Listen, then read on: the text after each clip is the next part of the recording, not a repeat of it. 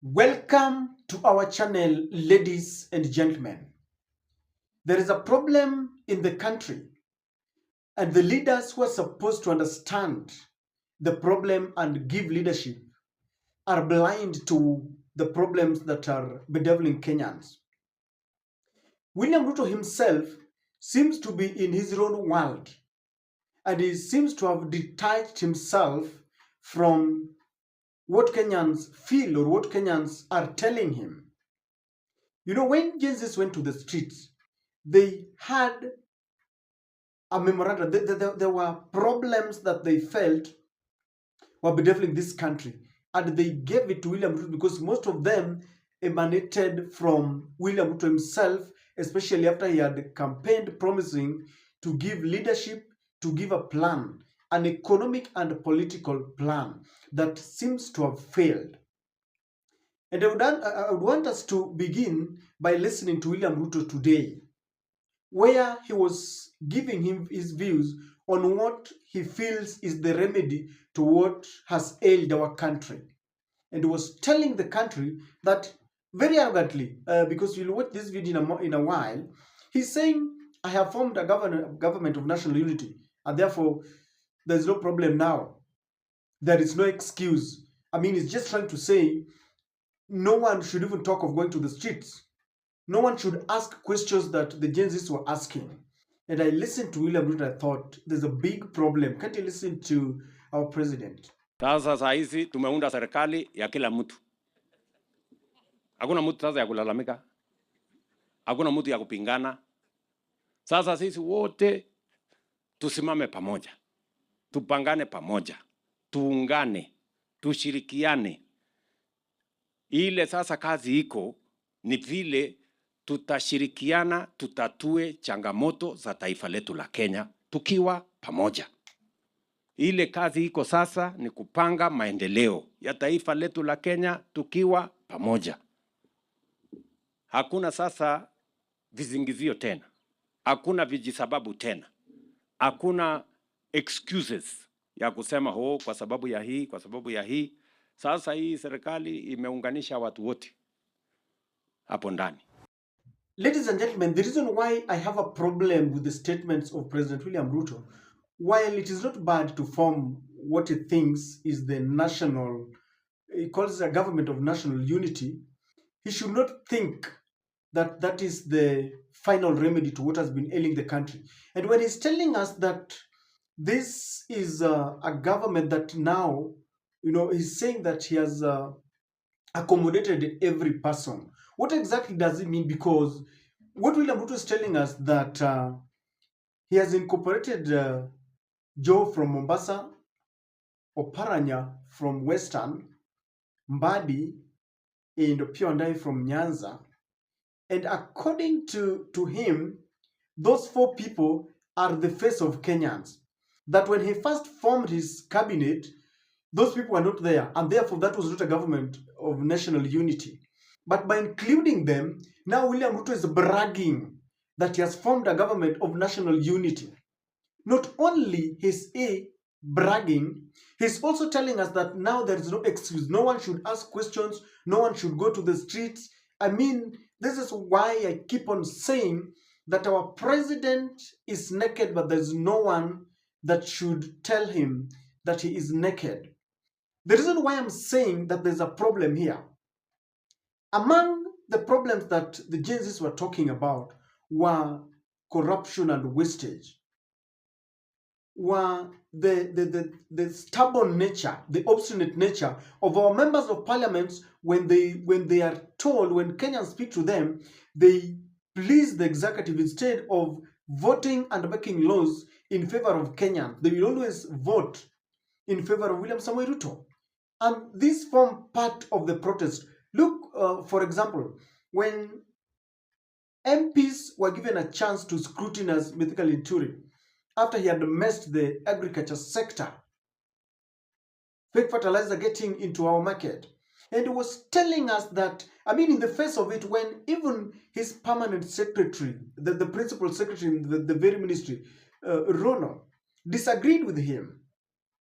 And instead of, taking a very taking humble pie and do investigations, he was telling us that those were Azimio propaganda. You know, the height of arrogance is when you slap people in the face and you tell them that they are imbeciles, they don't know what they're talking about.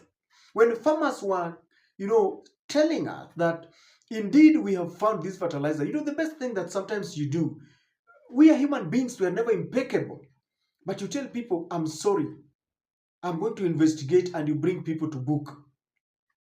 Those are some of the things. We had people splashing, their watches, their executive watches, and expensive shoes and suit in an environment where unemployment is the order of the day.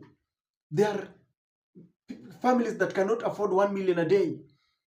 The cost of education was just too high.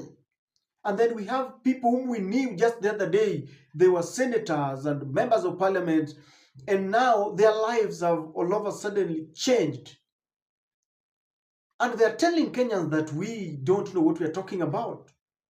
Those were the things that Kenyans put on the table. Those were the things that raged Kenyans. And so when William Ruto tells us that by bringing 4 people into government, he has now formed a government of national unity, a government that does not even have Gen Zs, and is telling us that no one should even talk about what is happening in the country. I find it very difficult to understand our president. How does the inclusion of the 4 ODM members become a remedy to the problems? For example, how does that fight corruption when they have reintroduced the budgetary allocation? So they are planning to reduce the budgetary allocation at the office of the offices of First Lady and Second Lady and Stacy. When he has brought the very, very cabinet that people did not want, people whom we had complained about. So it's now telling us that we should keep quiet because there are 4 members who have come. William Ruto is either subconsciously or intentionally playing around with us. And this is what angers Kenyans. Because Kenyans understand what they want. They know what they want. We have read the Constitution and we understand what it is. He had a chance. William Ruto was sitting at a historical moment to change this country. After messing up, he had an opportunity to make a U-turn. And just because he has formed some kind of alliance with part of the opposition does not make him safe, and does not make us sanitize him, and does not give him the authority to start telling us that we should not ask questions. And this does not qualify to be a government of national unity. The word unity itself should be described. Is Kenya united by allowing some 4 members to get into the cabinet? Ladies and gentlemen, we need to get serious. And this is the reason why I feel that Gen Z should not stop their protest, because we have come back to some arrogance. We have come back to threats. We feel that nothing can happen to us. The political class, the members of parliament who are scared of Gen Zs, are now speaking anyhow and they're issuing threats. William Ruto had said, I succumb, is now issuing threats. Let us be serious. If we want to drive this nation into another level, politically and religiously and even economically, let us be serious. Let us be honest. Let us have the right people in the right places. What William Ruto has done is to, like he told us, that he was scared of his deputy. Somebody somewhere was planning a coup, or so that is what he told us. So what did he do? He went to Raila, they crafted a plan, and because Raila has got a big following, he told Raila, let me give you some few slots, help me survive, because this government is collapsing without the... But it doesn't mean that this is a government of national unity. What they were doing was repeating what is Kenyans known for: betrayal and interests that converge. But I don't think Kenyans are they're in the middle of their alliances. They are thinking of themselves and the political leaders. Kenyans play second fiddle in all this alliance. I don't think Kenyans are part or are at the center of their negotiations. Ladies and gentlemen, I think William Ruto either does not understand what Kenyans want, or he understands but is ignoring Kenyans, and he feels that nothing can happen to him.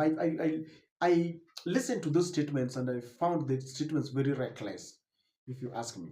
Well, on the issue of talking, I don't know. Let him implement first what Jesus told him, then people can always talk. I mean, I'm one person who believes that yes, people can talk, but let us follow our constitution, because I understand that our constitution simplifies and even summarizes how we are supposed to behave.